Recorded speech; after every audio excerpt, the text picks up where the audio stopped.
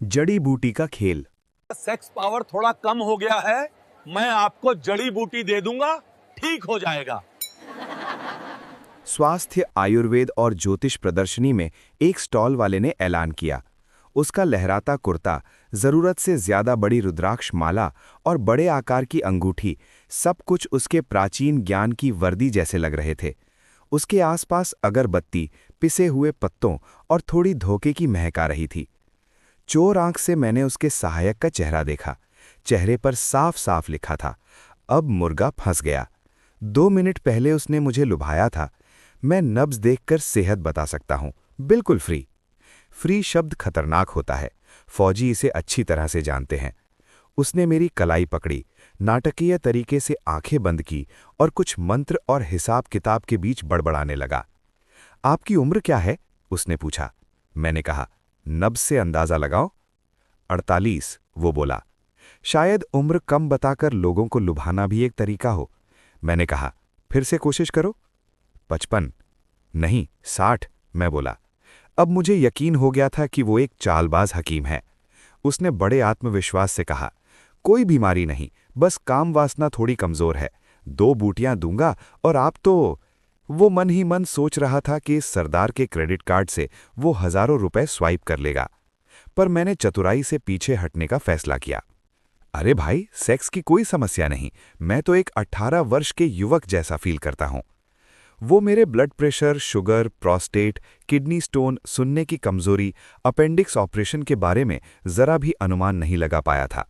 साफ था कि उसका रडार निष्क्रिय और बेकार था।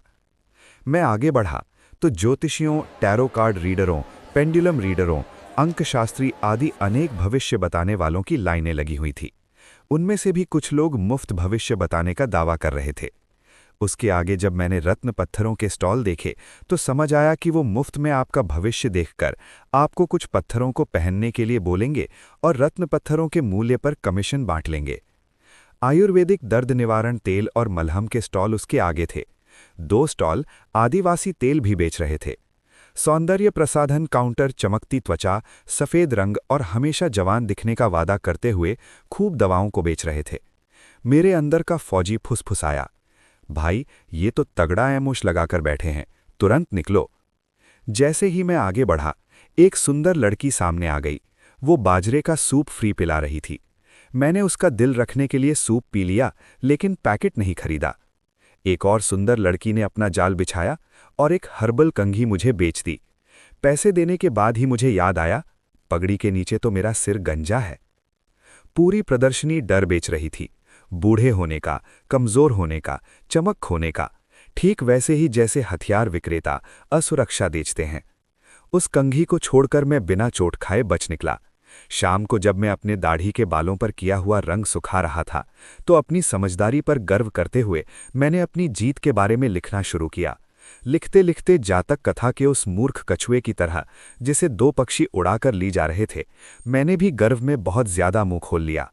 बालों का रंग समय से ज्यादा रह गया और डाई ने जरूरत से ज्यादा काम कर दिया। नतीजा, चमकदार काली दाढ़ी और नीचे की त्वचा भी ज्यादा काली। 2 दिन तक घर से बाहर नहीं निकल सका। किसी को मुंह दिखाने लायक नहीं रहा। जय हिंद।